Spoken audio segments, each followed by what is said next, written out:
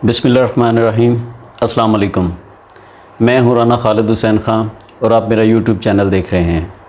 हमारा आज का मौजू है कॉमेडी का एक और बाब बंद हो गया, यानी मेरी मुराद उमर शरीफ साहब से है। उमर शरीफ साहब जो हर चेहरे पे मुस्कुराहट बिखेरते थे, अब हम सबको अफसरदा करके इस दुनिया फ़ानी से रुखसत कर गए हैं। मैं उमर शरीफ साहब का बहुत बड़ा फ़ैन हूँ।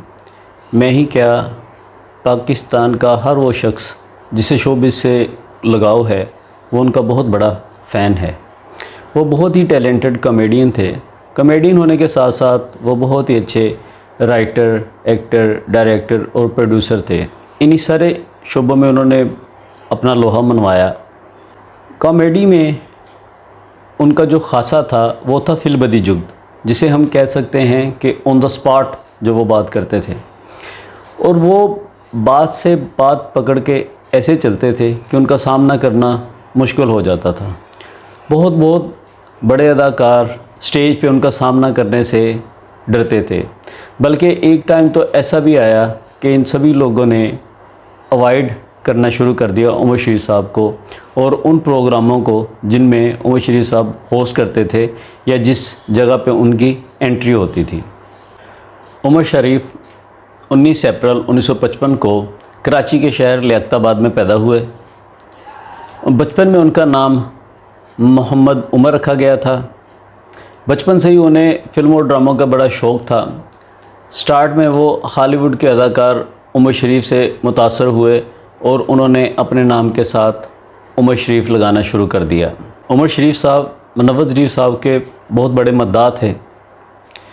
वो उनको अपना रूहानी उस्ताद मानते थे और अक्सर कहा करते थे कि मुझे ज़िंदगी में इस बात का हमेशा दुख रहेगा कि मैं उनसे मुलाकात नहीं कर पाया।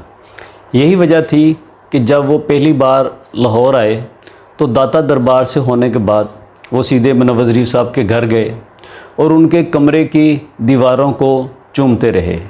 14 साल की बहुत ही छोटी उम्र में उन्होंने स्टेज ड्रामा में काम करना शुरू कर दिया और अपनी मेहनत को जारी रखा।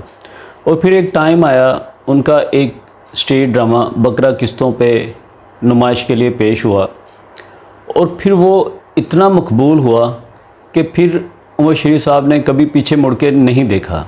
बरे सगीर पाको हिंद में उन्होंने शोहरत की बुलंदियों को छुआ और बहुत सारे इंडियन एक्टर्स जब वो दूसरे मुल्कों में अपने स्टेज शो करने के लिए जाया करते थे तो वो उमर शरीफ साहब को मेज़बानी के फ़राइज़ सर अंजाम देने के लिए बुलाया करते थे।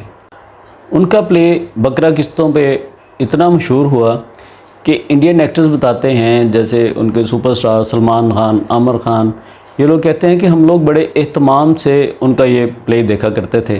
गोविंदा, अक्षय, कपिल शर्मा, जॉनी लीवर जैसे बहुत सारे लोग उन्हें अपना उस्ताद मानते हैं।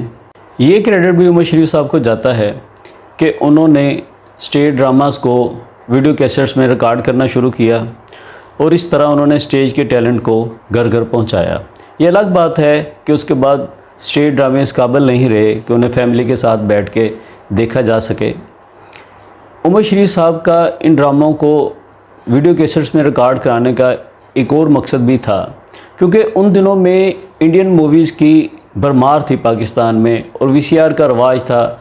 जब भी लोग वीसीआर पे मूवीज़ देखते तो वो इंडियन मूवीज़ ही देखा करते थे।